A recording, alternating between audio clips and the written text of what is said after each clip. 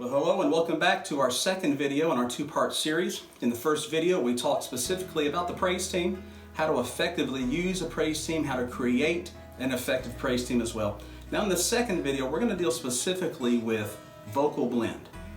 So when I say vocal blend, what I'm really meaning, and you probably already know what I mean, but really here's what it is. It's the harmony blend from the stage. What does that sound like to your people sitting out in the audience? I believe we need to be intentional as to when we use harmonies. And there are different elements of the song that we look at, and we're going to look at it here in a second as to when we can use harmonies. When do we use unison? When is a good time to break out into two-part or three-part harmony?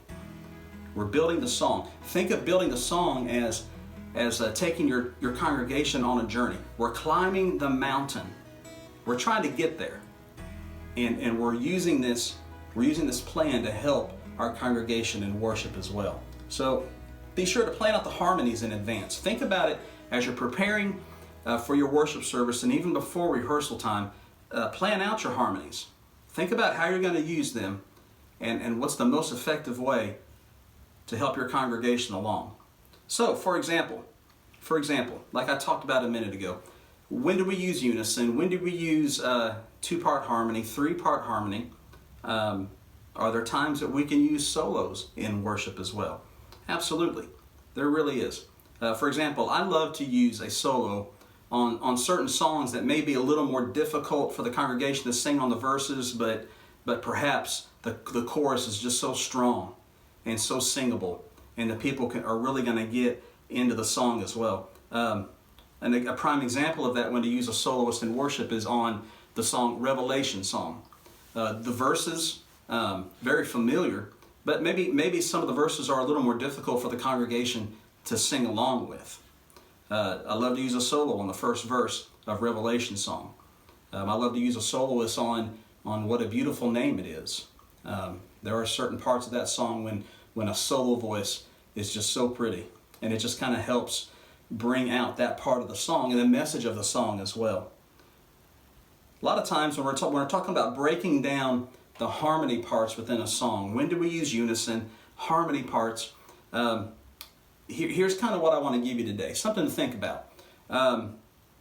Typically on worship songs, I love to use unison on the verses. Now when we're singing hymns, man, My Jesus, I Love Thee, The Old Rugged Cross, songs like that, a lot of times I just like to use harmonies throughout the whole song. It's just so pretty to me.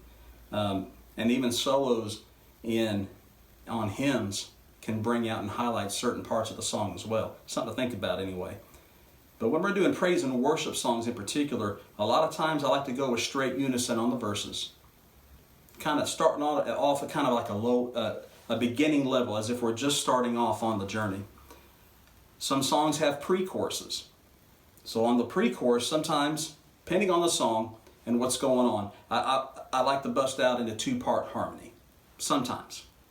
Many times, though, I stick with unison until we get to the chorus. And by the time we get to the chorus and we're building up to the chorus of that song, at that point, on the chorus, I love to break out in a three-part harmony. Just put some emphasis on it as well, I believe. Bridges, on the bridges of a song, something to think about as well. Some bridges, maybe it's good to start off in unison and then break out into harmony. For example, I like to do that specifically on We Believe.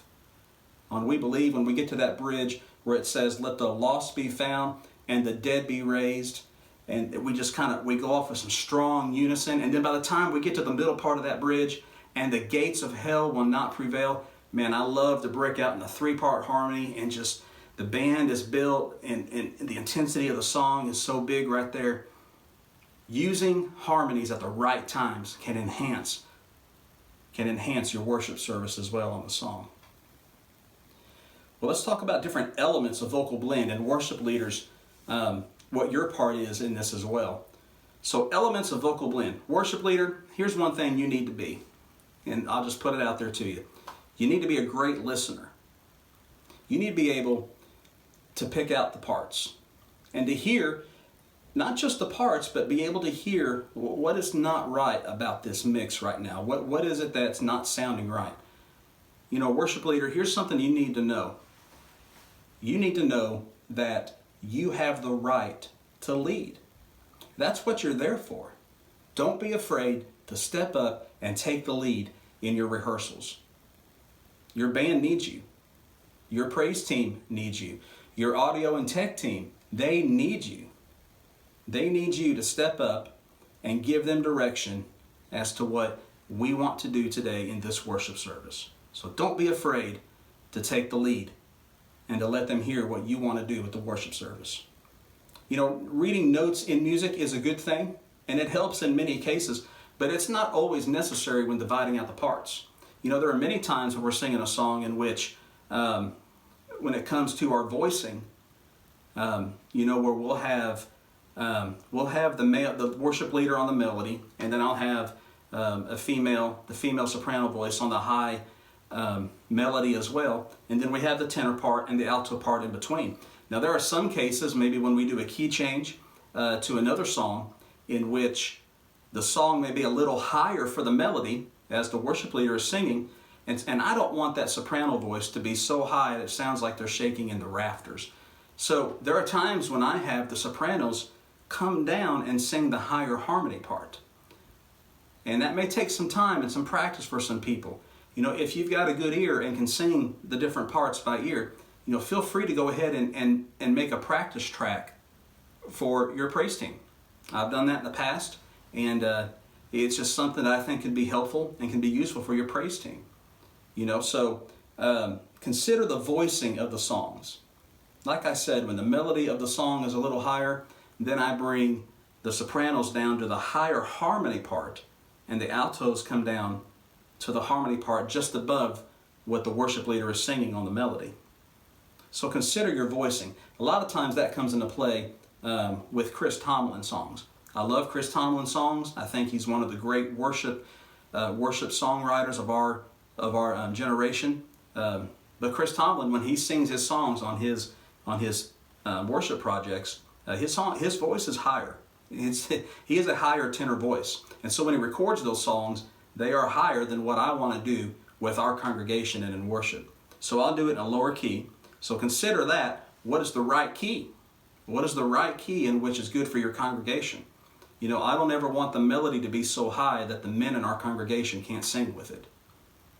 There are times when my voice can be a little bit higher than what maybe the average male voice is. So I want to be sure that the melody can be sung with the men as well as the women. So I don't want that to get too high for the men or the women. So consider the key. What is the appropriate key in which you can present that song for that day? You know, what is your worship style? There are different styles of worship, and I think in all styles of worship you can use a praise team. I really do. You know, perhaps traditional hymns. You like to sing the traditional hymns, or the Southern Gospel, perhaps what some refer to as the Gaither style of music. In those worship scenarios, I like to use a bass singer. I just think it helps out. Now, when we're doing some blended worship or just straight out praise and worship, I won't use a bass singer for that necessarily. To me, it just doesn't seem to fit vocally. But I will still use, obviously, with me singing a melody, and then you got the tenor and the alto as well. So in those cases, consider what is best for your congregation and the voicing as well. But worship leaders, be sure to listen. Listen to the blend. Listen to how some voices may be sticking out as opposed to what another voice may be doing. For example, on my praise team, you know, I can think of a couple ladies that may have a little bit softer voice. So when we're singing, I may have to push them up in the mix just a little bit so they're heard. But on the other hand, I may have another praise team singer whose voice just seems to cut through everything. Do you know what I'm talking about? Like, you can have their mic down to just about the lowest and their voice is still going to cut through the sound. And that happens. And so what we do in that case, I pull them down a little bit, and what I've done is to work with our sound engineer and just to make sure that we can kind of figure out that blend. Whose voice is sticking out in the moment? Who do we not hear enough of? And don't be afraid, worship leader, to say, hey, I need this person to be turned down just a little bit. They're cutting through a little more than the others today. Be sure to listen. Listen to the blend. Take some time, worship leader, during rehearsal to go out into the congregation when nobody's there and just listen. Listen to your praise team singer sing, listen to your band, listen to what is sticking out more than the other. What can I do to make this a better blend and a better worship experience for our people? But remember, consider this, in everything that you do, we're doing it all for the glory of God. And in everything that I do, I want things to be excellent because God is excellent, isn't He? He really is. And He is worthy and He is deserving of our praise and our best efforts that we can give Him every single week. I believe that with all my heart. But one last reminder, worship leader. Be the same person. Be the same person off the stage as you are on the stage. How important it is for our people to see our worship leaders and how genuine they are in worship and in their personalities. So important. But I want to encourage you, keep doing what you're doing. Keep serving the Lord. But in everything we do, we're going to be excellent. We're going to be prepared. We're going to give the Lord our best every single week for the sake of our people and to help enhance congregational worship every Sunday. Thank you for joining me on this two-part series. If there's anything that I can do to be of help to you, feel free to email me at any time. Again, my email is cdonoho, that's C-D-O-N-O-H-O, cdonoho@bethelfwb.com. Feel free to contact me anytime. Thank you again for joining us on this two-part series of the effectiveness of a praise team and the use of vocal blend in our services.